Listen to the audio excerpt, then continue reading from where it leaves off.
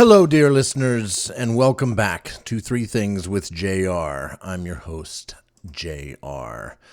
And I've got a bunch of stuff to tell you about what's going on in my life these days. We're going to start with podcast stuff. So, as you know, I do another podcast with my buddy Gary. It's called Small Things Considered. We do that on alternating weeks from this show. Which means I do the same number of podcasts each week as I did when I only was doing Three Things with JR, except now there's just two shows. Fewer episodes. Half the number of episodes of this show to accommodate that show every other week. And we've started doing something on that show called Bands You've Never Heard Of, where I go find a band who is relatively unknown and introduce them to Gary. I play him some songs. We talk about their music, their musicality, their band, their bio, what we know about the band. And whenever we can get some input from the band themselves, I reach out to them. Sometimes they email me. And it's just been a load of fun. And I really think that concept has yet to be done on a regular basis in a podcast. And I am bummed out that hardly anybody gets to listen to that, because hardly anybody listens to Small Things Considered. And so here's what I'm attempting to do. We're going to make that its own podcast. Bands You've Never Heard Of. It is going to be its own podcast. I already have the title gone, and I've got the album, the podcast thumbnail art, and I'm gonna start releasing episodes here in the very near future. We're gonna release some episodes that are the segments we've already done on Small Things Considered will just be their own standalone episodes. I'll add a new introduction to each of them, and then basically play what we did on those shows. And I fully understand that my current audience of this show, of Small Things Considered, is probably not going to go listen to that one, because most people I know don't listen to this or the other show we do. And I'm okay with that. I'm okay with the idea that I'm adding a third podcast to my personal life that very few people I know are going to listen to. Because it's not intended for my friends and family, basically, to spread the word. It's intended to gain a wider audience simply because of the nature of the podcast. I mean, this show, who is interested in hearing about whatever I have to say unless you know me? And most of the people that know me don't even listen. So the podcast, if I'm going to do one that's going to reach any kind of popularity, listenership that is significant, enough to maybe garner a sponsor or two, maybe to get paid for doing a podcast, it's going to have something with more universal appeal. And I think the idea that you could listen to a podcast and be introduced to a band that you've never heard of, that is pretty good, and maybe find some new music to listen to. And so that's the concept. And I'm hopeful that each of these bands that we feature, because we try to involve them with each episode, is going to spread the word. So these are people I don't know that might want to have people they know listen to my podcast, our podcast. Gary and I will be doing it together. So it would be great. I mean, if you're listening to this show and you start to see bands you've never heard of come out, then maybe start to listen to that and tell your friends. That would be great, because I think you might listen to this and think, yeah, I'm not going to tell Joe Schmo, my buddy, who doesn't know JR from Adam, about this podcast, Three Things with JR, because he doesn't know JR, and why would he be interested? But if your buddy, Joe Schmo, likes music, and you would want to help them find a new band to listen to, this might be a way to do it. So, yeah, that'd be awesome. So I'm adding that. You're going to start to see episodes of bands you've never heard of get circulated within the mix. So I'm not adding a podcast to my personal life as far as time-wise, because I'm only going to do Three Things with JR one week, Small Things Considered with Gary the next week, bands you've never heard of the week after that. So I'm still only working on one personal podcast per week. Same amount of work. And on the fourth week, we're actually going to have another podcast. Gary has finally decided to go ahead and start to record his own podcast. And it's we're still working on the name, but it's, basically when he's got something to rant about, he's going to record it and make it a podcast episode. So that's going to be a fourth podcast in the Ranch Hand Records stable of podcasts. So this show is going to go from every other week to once every 4 weeks. And will be one of the 4 podcasts that I have something to do with. So it's going to be 3 things, then Small Things, then Bands You've Never Heard Of, then Gary's Rant podcast, and then circle right back. So less 3 Things with JR. And if you miss it, if you want more of it, here's what you can do, meaning more of this show. I am more than happy to put out 3 Things with JR episodes, even on weeks that aren't built into our schedule.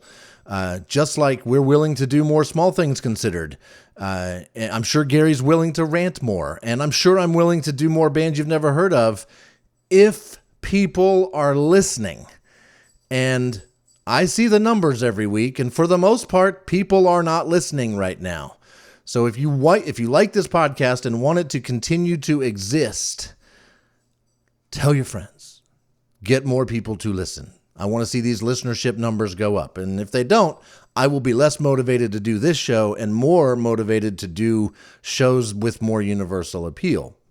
And if you want that, listen to that show. Bands You've Never Heard Of. Anyway, that's the plan for the podcast in my life. And of course, this is all separate from the podcast I do that I actually get paid to do, which is Crutchfield, the podcast. So technically, there are going to be 5 podcasts out there in the world on a regular basis, basically a monthly basis, that you can listen to my voice talk about a wide variety of stuff.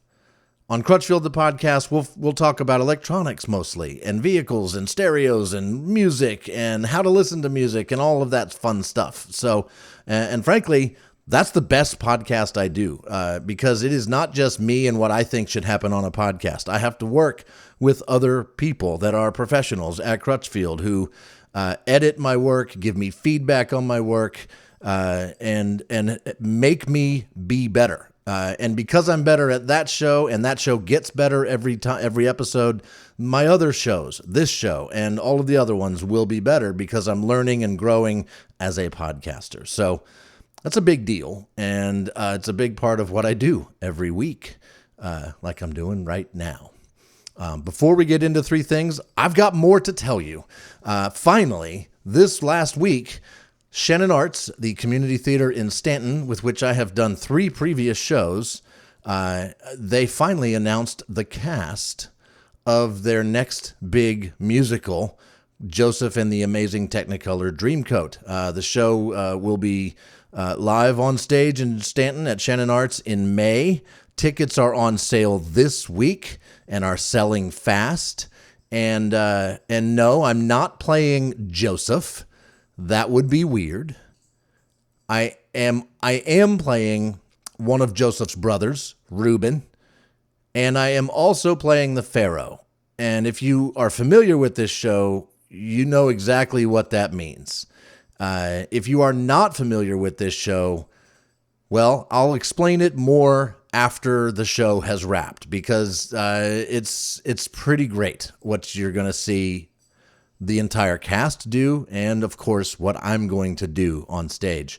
It's kind of awesome. I'm pretty excited. I got the exact 2 roles that I wanted to get in this show. I would have been happy with either one, but both of them is freaking awesome. So Kiki is also in the show with me.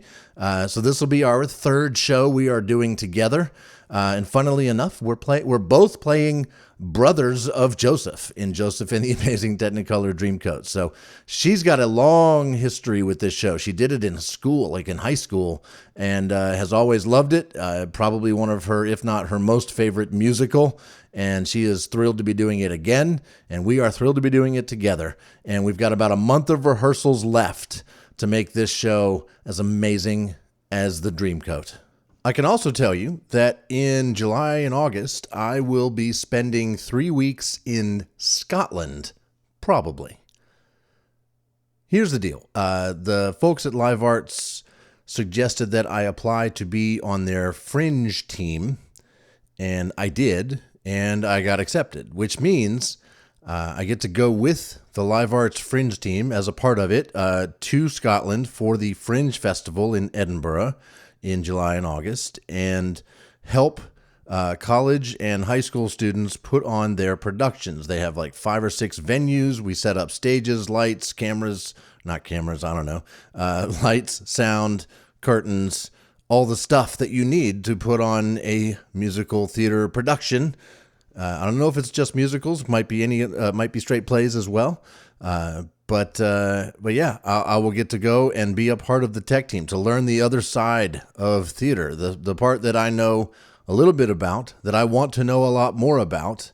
And this process will be like a crash course in the tech side of theater, which is pretty exciting. I'm extremely excited to go do that, as well as to see and experience the Fringe Festival and Scotland. Never been there before. So super excited to be going to do that. And I say probably because of my health. In the last episode, I talked a little bit about this. I wasn't ready to say the words I'm about to say, but turns out I had a heart attack, and it was about 1.5 years ago. I remember the day it happened. I didn't know it was a heart attack at the time, but since then, and in the last 6 months, the doctors have told me more about my heart. They've done a whole bunch of tests, and they confirmed, they said, you definitely had a heart attack. And I was like, I'm pretty sure I know what day that happened. I was at a Dropkick Murphys concert in Charlottesville on October 1st of 23, and I definitely started feeling weird in the mosh pit. It was hot, it was sweaty, I was having a good time until I wasn't, because my chest and whole upper body felt kind of tight, and I was just not, something was wrong. So I went and laid down. I drank a bunch of water. I was able to drive home and felt a little out of it, low energy for the next couple days, and then I was fine. Proceeded with my life. Didn't feel like I needed to go to the doctor or anything like that. But that's the only time that's happened, and they've telling me I have had a heart attack. So I'm pretty sure that's when it was. So fast forward to today, and here's where I'm at. That heart attack definitely was a sign of some pretty serious heart disease, some blockages and such. So much so they can't put stents and stuff in. They have told me that my heart requires a triple bypass surgery, open heart surgery, and they say I should do it soon. So instead of doing it soon, I am listening to the doctors, but I'm also not following exactly their timeline. They're suggesting I get it done soon, but I'm in the middle of this Joseph and the Amazing Technicolor Dreamcoat production, and I have this trip to Scotland planned, and I feel fine. And especially since it's been 5 weeks now that I have quit smoking and I've started eating healthy. I've lost 20 pounds, continuing to lose weight and eat healthier. And I have spoken with the heart surgeon who will be going in there, and said, hey, can we push this to September so I can have time to do all this stuff I had planned to do this summer, and gather up a little bit more vacation time so that I can take the time off needed to do the surgery, recuperate, and get back to work. And he said, well, let's check in a few months, and maybe in the meantime, don't do any vigorous exercise.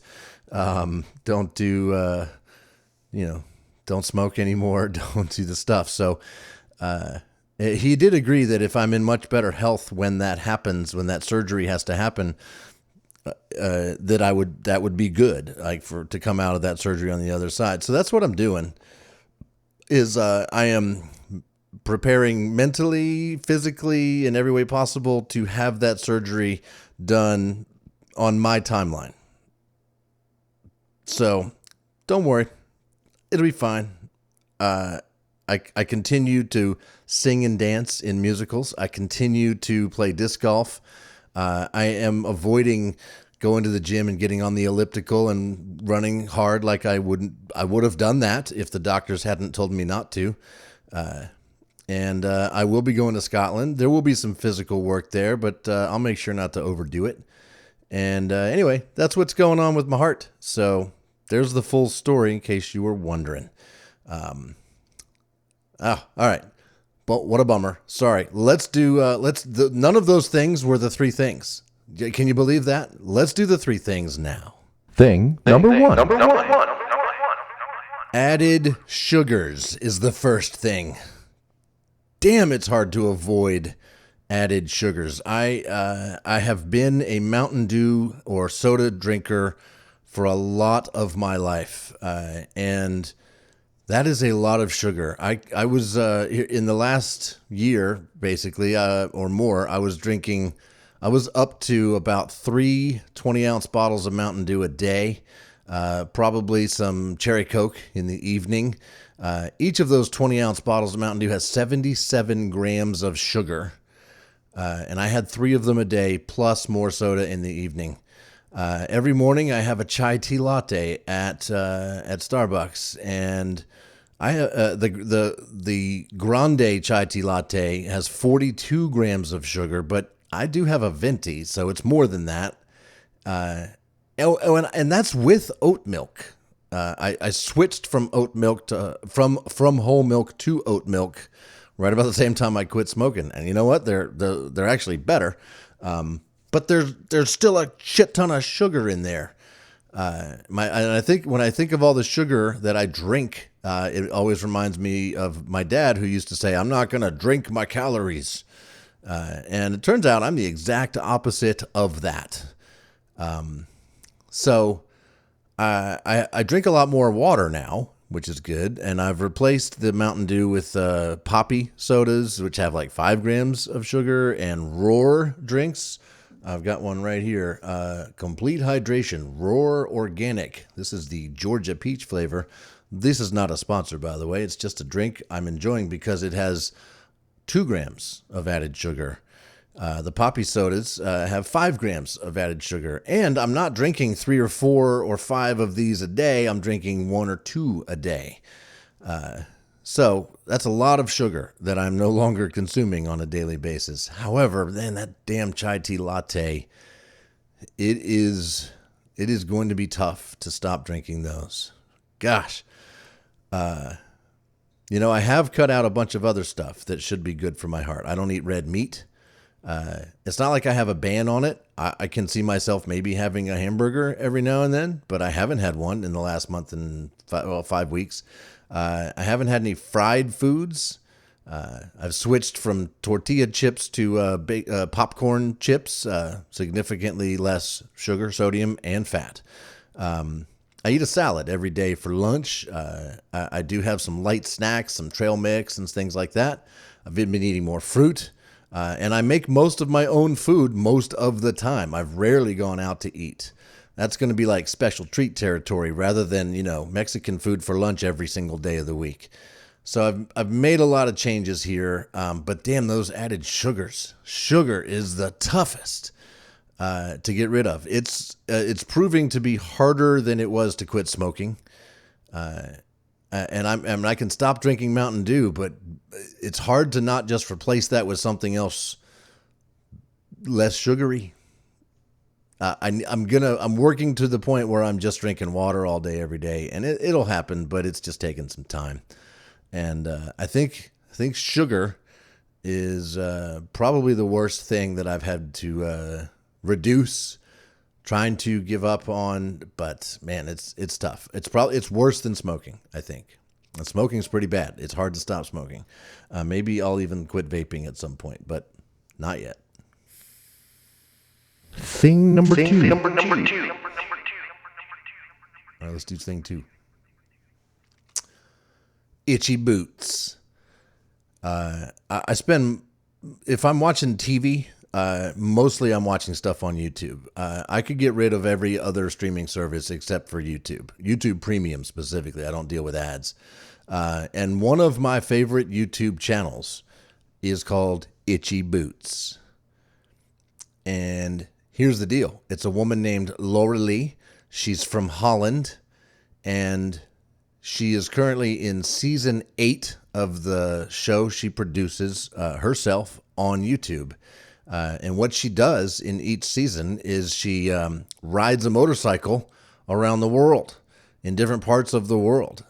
And she's had 7 previous seasons. Currently, she's in the middle of season 8. Like, it's the 48th episode of season 8. They come out every couple of days.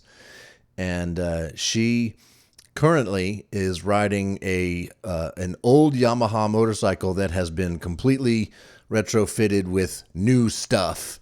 But it's still an old bike. It's got a kick start on it in addition to an electric start. It is devoid of all of the electronics that most new bikes have, and so it's very simple, easier for her to work on. It's a enduro type bike, meaning she can ride it just about anywhere, and she does. She's currently riding that motorcycle around the Middle East. She started off in Turkey. And was there for what seemed like a few weeks, and exposing just how beautiful a place Turkey is. And then she moved on to Iran and Iraq, parts of Iraq, Saudi Arabia, all over Saudi Arabia, which there's a lot of surprising topography in Saudi Arabia. And then she's currently in Yemen, which I'm pretty sure was the target of the bombs that they talked about in that leaked group chat, right? So there's currently bad shit happening in Yemen, but she's there riding around on a motorcycle. And the interesting part about she's in Yemen literally right now, and she was not allowed, like, it's against the law for her to bring her own motorcycle into Yemen, so she had to leave it stored safely in Saudi Arabia. And she was able to find a person who could take her around Yemen, the safe parts of Yemen.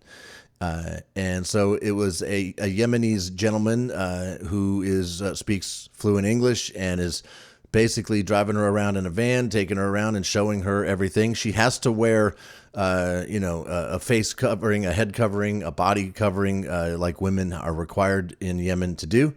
But the first episode in Yemen, she was getting driven around, and then the guy found her a motorcycle she could ride, and she brought her helmet and all her gear.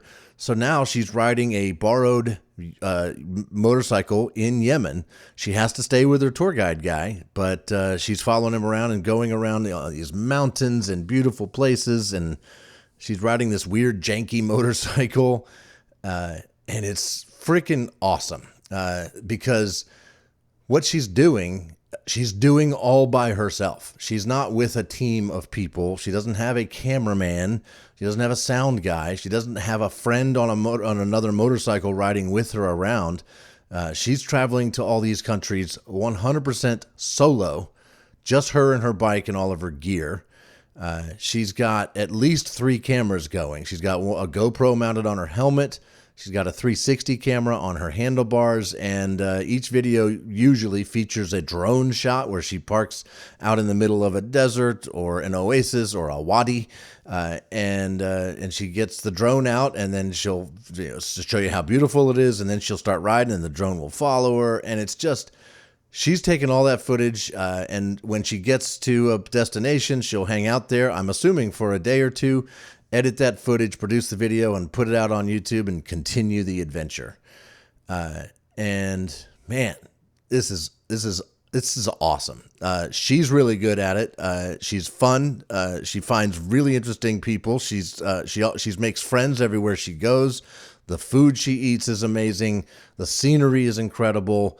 And I've been surprised, and I don't know why I would be, but I've been surprised at just like how nice the people are in these places and how modern the stuff is in these places. And it's just, I don't know, it's pretty cool. Every time I watch it, I just want to do what she's doing. I want to quit my job and ride a motorcycle around the world, filming it with all the cameras, and then in my downtime between motorcycle rides, edit the footage into fun videos that I put on YouTube. That seems like a dream job. And now, why not though, right? Like, shouldn't I, if this is what I want to do, shouldn't I just do it? The practical side of me tells me this is not possible. If I were going to do that, I would have to get paid to do that. She is definitely getting paid to do that. She has millions of subscribers. The channel would have to be successful to afford it all. Like there would have to be millions of people watching my videos and sponsors and all of that stuff for me to be able to do it. Like, how could I do that and also pay for health insurance and gas and hotel rooms or whatever? I don't know. Is it too late? Am I too old to do this? Considering my current health problems, it's not something I'm going to do tomorrow. But I don't know. After triple bypass surgery, after losing a bunch more weight, I feel like I'll be pretty healthy and in a good spot to do this. And it's definitely something that's got me thinking. For a long time, I would go to theater shows, musicals, and think, I really want to do this. And now I'm doing that. And it didn't happen overnight, but it did happen. And there's no reason this couldn't happen either. But the other problem, other than the practical and the logistical side of it, is there's already a bunch of YouTube videos of middle-aged white guys riding their motorcycles around. So I would need some sort of like gimmick or hook. What would make mine interesting? So if you have any ideas for me, definitely shoot them my way. 3thingswithjr@gmail.com, I think is my email address, or just hit me up on Facebook. But what would make it interesting for me to do this? Ride a motorcycle around, edit the videos and put them on YouTube. What would be my thing that would make that special and different from everybody else's videos that are riding around? Laura Lee's is that she is a woman doing this solo, and currently in countries where women don't do this kind of thing, right? And so that can't be my gimmick. So what would be mine? I don't know. Anyway, Itchy Boots on YouTube. I highly recommend this channel. And if you start with season 1 and just go, you will, her video editing, her shots, her narration, all of that stuff has improved vastly from season 1 to where we are now in season 8. And I have not watched all of the seasons. I started watching the end of season 7 and then the beginning of season 8, and I have been hooked. And when she finishes this tour, and season 8 is over and we're all waiting for season 9, that's when I'll go back and start watching the rest of season 1 and beyond, because it's kind of awesome. So Itchy Boots on YouTube. One more thing. Thing number 3. I really used to like scaring people. When I was married, my ex-wife was so easily startled. Like, she could be in the kitchen making food, and I could just walk into the kitchen, and she's busy doing what she's doing, so she's not paying attention. She doesn't know I'm there. And I could just say, hey, or hello, not in an attempt to scare her, but just to say, hey. And she would scream and, that stuff like that. And every time that would happen, it would just crack me up. Oh, it was so funny and kind of addictive. I would hope she wouldn't know I was there so that I could just simply say, hey, and scare the shit out of her. And this would happen literally multiple times a day. It was so easily done. And we found it hilarious. Me and my kids loved it. There was at one point, in fact, if you search, there's a video on YouTube of that I called "Scaring Mommy in the Potty Room." It got quite a few thousand views, and it's simply, this is horrible that I did this. I'm thinking back on it, and keep in mind, this thing is that I don't do this anymore. But at the time, I thought it was hilarious to burst the door open to the bathroom where she was on the toilet and scare the crap out of her and get the reaction of the kids and me just laughing about it. And yeah, I did that. And that video got a lot of views on YouTube. I don't do that anymore. If I was still married to her, I probably would be doing that still. Or maybe, I don't know, maybe I would have matured, but getting out of that marriage and for, it's been over 10 years now and living a very different life. I'm a very different person now, and I do not ever feel like I want to or need to, scare Kiki, my girlfriend now. So, or anybody else. Like, it's just not something I do anymore. And it's better that way. I don't think that's a good thing to do. So I'm glad I don't do it anymore. But I tell you what, TikTok is full of videos of other people doing it. And I do enjoy watching that. I love it when the James Brown, wow, videos where it scares the crap out of people, the cucumber next to the cat making the cat jump, the pranks on people. I could watch and there is a treasure trove of that on TikTok. So I am happy to live vicariously through TikTokers scaring their friends and family, because I don't do it anymore, but that doesn't mean it's not funny. It just means I don't want to be the one doing it. So third thing supposed to be stupid. That was kind of dumb, but there you go. This was a pretty full episode. Please keep in mind 4 podcasts in addition to Crutchfield the podcast. This one, followed by Bands You've Never Heard Of, followed by Gary's Rant, followed by Small Things Considered, followed by this one, and on a cycle like that. And if you want more of this show, let me make my listener numbers go up. Tell your friends about this show and how it's interesting, even if you don't know this guy. Share it out. Tell people. Send me emails. Post up on the 3 Things with JR Facebook page, and let me know if you want to hear more of 3 Things with JR and how you're going to help that happen. And thank you so much for listening to this show. I think I have run out of things to say, so I'm just going to say peace out, and I'll see you next week in some other podcast. Love y'all. It's a brand new day. It's a brand new day.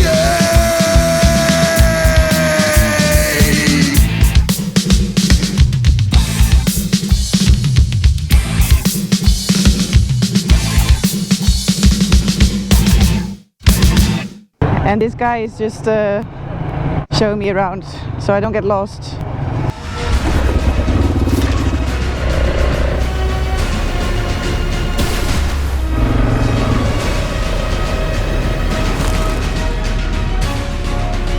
I'm just gonna go for it.